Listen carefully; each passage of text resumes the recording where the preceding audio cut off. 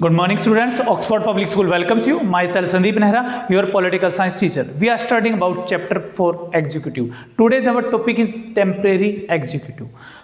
तो इसमें क्या है, इससे पहले हम क्या है परमानेंट एग्जीक्यूटिव के बारे में यानी ब्यूरोक्रेसी के बारे में पढ़ चुके हैं। अगला पार्ट हमारा किसके टेम्परेरी एग्जीक्यूटिव के बारे में। अब टेम्परेरी एग्जीक्यूटिव भी दो पार्ट में डिवाइड है, एक है रियल एग्जीक्यूटिव और दूसरी है नॉमिनल। रियल मतलब वास्तव में जिसको पावर दी गई, इंडिया की बात कर रहा हूं मैं सिर्फ यहाँ, अब यहाँ वर्ड से हमें कोई लेना देना नहीं है। रियल एग्जीक्यूटिव यानी रियल में जिसके पास पावर है, और दूसरा है नॉमिनल। नॉमिनल मतलब कहने को तो उसके पास पावर है लेकिन रियल में जिसके पास नहीं है। और रियल वो है जिसमें नाम उसका नहीं है लेकिन रियल के अंदर पावर वो है। तो इंडिया के अंदर जो प्राइम मिनिस्टर उसकी जो मिनिस्ट्रीज हैं, अदर मिनिस्टर हैं, जैसे फाइनेंस मिनिस्टर है या एजुकेशन मिनिस्टर है, रेलवे मिनिस्टर, कोई भी मिनिस्टर्स हो, वो सारे के सारे मिनिस्टर क्या है, वो रियल एग्जीक्यूटिव है। यानी council of minister and prime minister, ये दोनों क्या है टेम्परेरी एग्जीक्यूटिव में रियल एग्जीक्यूटिव का पार्ट है।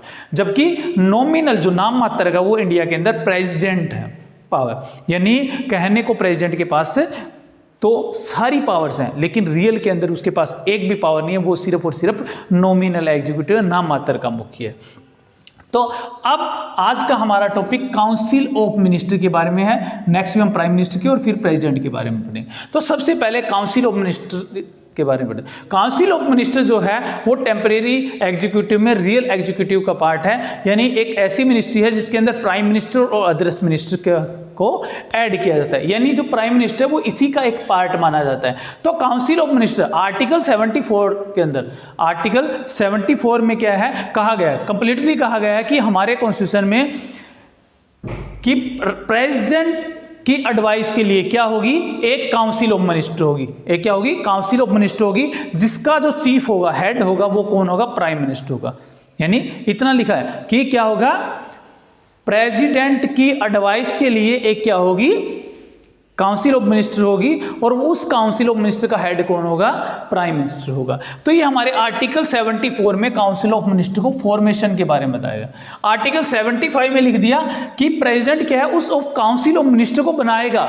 यानी रियल के अंदर वो नहीं बनाता है लेकिन पावर किसको दी गई है फॉर्मेशन करने की, काउंसिल ऑफ मिनिस्टर, वो किसको दी गई है, प्रेसिडेंट को दी गई है। लेकिन वो हर किसी को नहीं बनाएगा, वो उसी को बनाएगा जिसकी लिस्ट प्राइम मिनिस्टर के द्वारा उसको दी जाएगी। यानी मान लीजिए प्राइम मिनिस्टर नाम लिख करके देगा कि फाइनेंस मिनिस्टर ये होना चाहिए, एजुकेशन मिनिस्टर ये होना चाहिए, दूसरा ये होना चाहिए। हम प्राइम मिनिस्टर का टॉपिक जब करेंगे तब बताया भी जाएगा। तो वो सारी की सारी लिस्ट जो प्राइम मिनिस्टर देगा वही क्या है, एज इट इज प्रेसिडेंट को बनानी पड़ेगी। वो कभी भी उनको ऑर्गेनाइज कर सकता है, कभी भी उनको हटा सकता है, कभी भी रीऑर्गेनाइज कर सकता है। ये पूरी की पूरी पावर प्राइम मिनिस्टर के पास है। प्रेसिडेंट का इसमें कोई रोल नहीं है, लेकिन president formation council of minister को करता है, लेकिन उसी को करता है जिसकी लिस्ट क्या है, प्राइम मिनिस्टर के द्वारा दी जाती है। अब क्या आर्टिकल 75 में क्या है, एक एडवाइजरी काउंसिल ऑफ मिनिस्टर बना दी गई, एक एडवाइजरी इंस्टीट्यूट बना दिया गया जो प्रेसिडेंट को क्या देगी, एडवाइस देगी।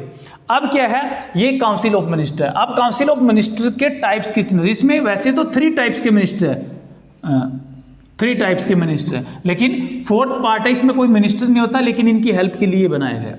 तो ये 3 टाइप के कौन कौन से होते हैं। सबसे पहला है कैबिनेट मिनिस्टर। ठीक है, इंडिया का जो कॉन्स्टिट्यूशन है उसमें कैबिनेट वर्ड का कहीं भी यूज नहीं किया गया, लेकिन 42 जब अमेंडमेंट हुआ तो पहली बार कैबिनेट वर्ड का यूज किया गया। अब जो कैबिनेट मिनिस्टर्स हैं, कैबिनेट मिनिस्टर में क्या होते हैं, जो बिग मिनिस्टर, बड़े बड़े जिनको डिपार्टमेंट दिया जाता है, जैसे एजुकेशन मिनिस्टर, रेलवे मिनिस्टर, ये सारे के सारे क्या कहलाते हैं, कैबिनेट मिनिस्टर कहलाते हैं, जिसको डिपार्टमेंट दिया गया। उसके अलावा इनकी हेल्प के लिए क्या है, स्टेट मिनिस्टर। आप काफ़ी मिनिस्टर को देखते हो जो टीवी वगैरह पे आते हैं, उनके नीचे लिखा होता है स्टेट मिनिस्टर। कोई भी डिपार्टमेंट आगे दिया जाता है, जैसे एजुकेशन मिनिस्टर में स्टेट मिनिस्टर। स्टेट मिनिस्टर का मतलब ये नहीं है कि वो हरियाणा पंजाब उसका मिनिस्टर नहीं है, वो पूरे इंडिया का, लेकिन वो स्टेट मिनिस्टर क्या है, उसका एक पार्ट है। यानी इनकी हेल्प के लिए उसको डिपार्टमेंट नहीं दिया गया, वो उनकी हेल्प के लिए बनाया गया। अब क्या, इसके बाद डिप्टी मिनिस्टर, इसके अंदर इंडिपेंडेंस मिनिस्टर भी बोल सकते हैं, स्वतंत्र प्रभार के जो मंत्री होते हैं। यानी इनको किसी काम के लिए बुलाया भी जा सकता है, नहीं भी बुलाया जा सकता, ये इन दोनों की हेल्प के लिए होते हैं, वो डिप्टी मिनिस्टर्स होते हैं। इसके अलावा पार्लियामेंट्री सेक्रेटरी होते हैं, इनके ये किसी तरह के मिनिस्ट्री होते हैं, इनको मिनिस्ट्री मिलती है अलग से, मिनिस्ट्री का अलग से इनको अलायंस अलाउंसेस वगैरह भी मिलता है, सैलरी वगैरह भी ज़्यादा मिलती है। लेकिन पार्लियामेंट्री सेक्रेटरी होता है वो कोई मिनिस्टर नहीं होता, लेकिन इनकी हेल्प के लिए, किन की हेल्प के लिए, इन सब की हेल्प के लिए कोई काम हो तो इनके लिए पार्लियामेंट्री सेक्रेटरी बना दिया जाता है, कोई मीटिंग वगैरह हेल्ड करवानी या कुछ भी करवाना हो। तो ये क्या है, 3 टाइप के मिनिस्टर होते हैं, 4th भी इसके अंदर इन्वॉल्व किया जाता है। इसके अलावा क्या है, डिप्टी प्राइम मिनिस्टर भी इंडिया के अंदर क्या है, इसी काउंसिल ऑफ मिनिस्टर में आ जाता है। इंडिया के अंदर हमारे कॉन्स्टिट्यूशन में कहीं पर भी डिप्टी प्राइम मिनिस्टर का कोई ऑफिस नहीं है, कोई पद नहीं है। यानी हमारे कॉन्स्टिट्यूशन में कहीं भी नहीं लिखा गया है कि इंडिया के अंदर डिप्टी प्राइम मिनिस्टर होगा। लेकिन पहली बार जब 1978 के अंदर मिली जुली सरकार आई थी, मोरारजी देसाई को इंडिया का प्राइम मिनिस्टर बनाया गया था, तो उन्होंने एक साथ 2 डिप्टी प्राइम मिनिस्टर बनाए थे। एक का नाम शायद बाबू जगजीवन सिंह था और दूसरे का चरण सिंह था। तो इस तरह से क्या है, डिप्टी प्राइम मिनिस्टर 2 बार, ये मतलब पूरे वर्ल्ड में ही एक तरह से एग्जाम्पल है कि जिसमें एक प्राइम मिनिस्टर ने एक साथ 2 डिप्टी प्राइम मिनिस्टर बनाए हो। उसके बाद किसी ने नहीं बनाया। उसके बाद जब गवर्नमेंट आई थी, मिली जुली गवर्नमेंट 1988 से 90 तक जनता दल की, उसमें क्या है, चौधरी देवीलाल को क्या है हमारा डिप्टी प्राइम मिनिस्टर बनाया गया था जब चंद्रशेखर की सरकार थी। इसके अलावा क्या है, उसके बाद जब 1999 के अंदर क्या है अटल बिहारी वाजपेयी की गवर्नमेंट आई थी, तो उन्होंने लाल कृष्ण आडवाणी को क्या है डिप्टी प्राइम मिनिस्टर बनाया।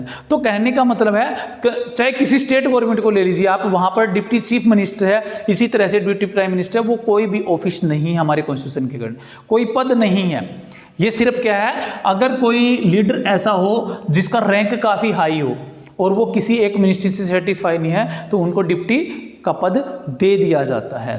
तो इस तरह से डिप्टी प्राइम मिनिस्टर भी अगर बनाया जाता है तो वो भी मिनिस्टर्स की काउंसिल के अंदर ऐड होता है।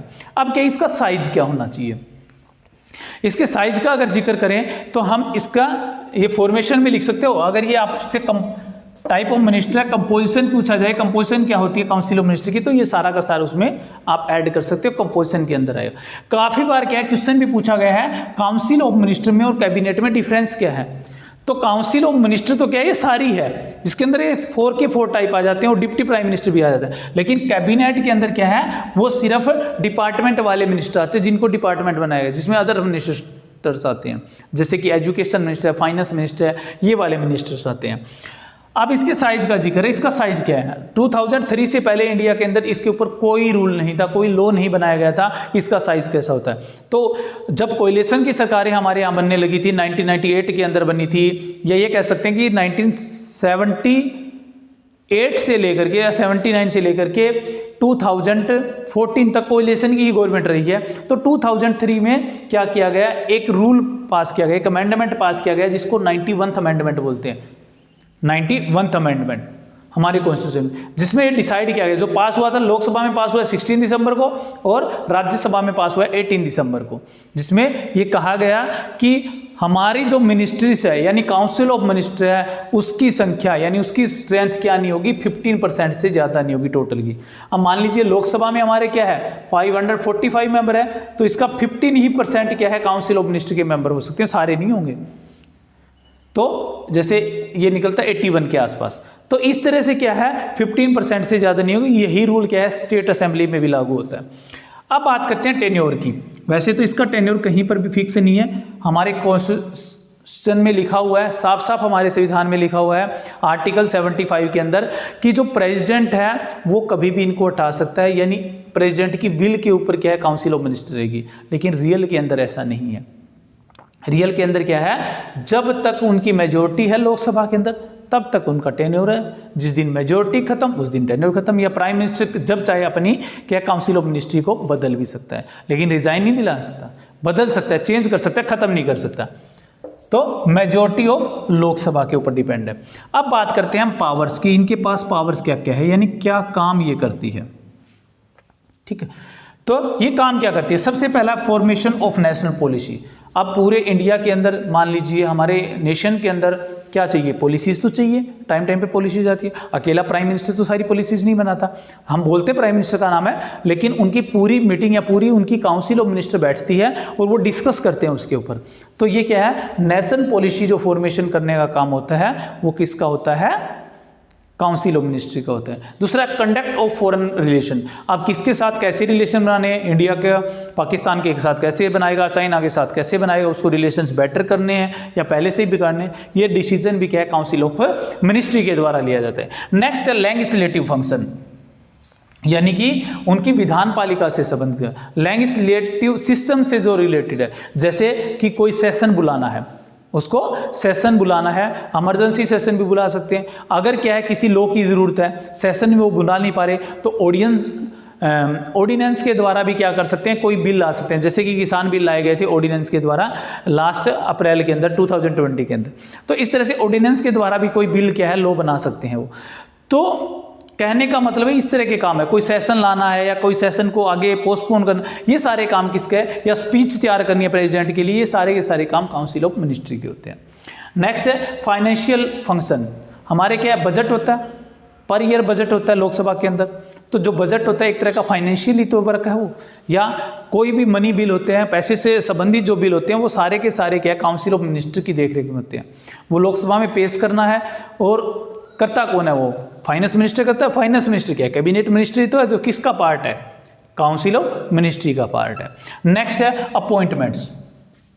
अब वैसे तो ये सारी अपॉइंटमेंट क्या है आप किस में पढ़ोगे, प्रेसिडेंट में पढ़ोगे, फिर यही अपॉइंटमेंट प्राइम मिनिस्टर में भी पढ़ोगे, और यही अपॉइंटमेंट्स आपको क्या है काउंसिल ऑफ मिनिस्टर में भी लिखनी है। क्यों, क्योंकि पावर किसको दी गई है, कॉन्स्टिट्यूशन के अकॉर्डिंग प्रेसिडेंट को दी गई है, लेकिन साथ में लिखा है कि प्रेसिडेंट बिना इसकी एडवाइस के नहीं कर सकता। किसी स्टेट का गवर्नर करना हो, सुप्रीम कोर्ट या हाई कोर्ट के जजेस को अपॉइंट करना हो, कैग को अपॉइंट करना हो, अटॉर्नी जनरल को अपॉइंट करना हो, तो ये सारे के सारे अपॉइंटमेंट क्या है किसके द्वारा की, तो प्रेसिडेंट के द्वारा दी जाती है, लेकिन एडवाइस कौन देता है, काउंसिल ऑफ मिनिस्टर देती है, और उस एडवाइस को मानना प्रेसिडेंट के लिए कंपलसरी है। ये हमारे आर्टिकल 75 में लिखा भी गया।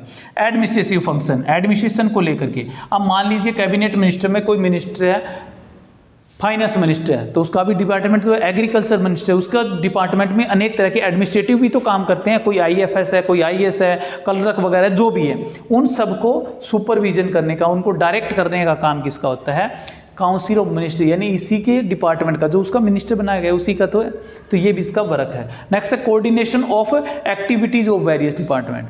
अब अनेक तरह के डिपार्टमेंट है हमारे, 30-40 के आसपास डिपार्टमेंट हो जाते हैं, तो उन सभी डिपार्टमेंट में ये सारे तो एक ही पार्टी के होते हैं, आपस में कोऑर्डिनेशन करना। अब मान लीजिए कि एजुकेशन मिनिस्टर और फाइनेंस मिनिस्टर आपस में कोऑर्डिनेशन करेंगे, तभी तो वो बजट पास करवा पाएगा एजुकेशन के लिए, नहीं तो एजुकेशन क्या डेवलप कैसे करेगा वो। तो इसलिए आपस में कोऑर्डिनेशन करना भी बहुत जरूरी है, और ये कोऑर्डिनेशन काउंसिल ऑफ मिनिस्ट्री के द्वारा किया जाता है। Next, as an advisor of the president, ये हमारे कॉन्स्टिट्यूशन में आर्टिकल 75 में साफ साफ लिखा है कि एक क्या होगी, काउंसिल ऑफ मिनिस्टर होगी, जो क्या है किसको एडवाइस देगी, प्रेसिडेंट को एडवाइस देगी, और उस एडवाइस को, सलाह को मानना किसके लिए कंपलसरी है, प्रेसिडेंट के लिए कंपलसरी है। तो इस तरह से एक एडवाइजर के रूप में भी काम करती है। तो ये आपकी काउंसिल ऑफ मिनिस्टर थी, कौन से आर्टिकल में फॉर्मेट की गई है, इसकी कंपोजिशन क्या है, यानी टाइप कौन कौन से मिनिस्टर आते हैं, इसका साइज क्या होता है, इसका टेन्योर क्या होता है, और इसकी पावर्स का मतलब आप इसको कुछ भी बोल सकते हो, फंक्शन भी बोल सकते हो, पावर भी बोल सकते हो, वर्क भी बोल सकते हो, कुछ भी सेम है, कोई डिफरेंस नहीं है। तो ये आपकी काउंसिल ऑफ मिनिस्ट्री है। इसके बाद आपका टॉपिक रहता है प्राइम मिनिस्टर का, प्रेसिडेंट का, जो नेक्स्ट लेक्चर में करवाया जाएगा। Okay, thank you, have a nice day.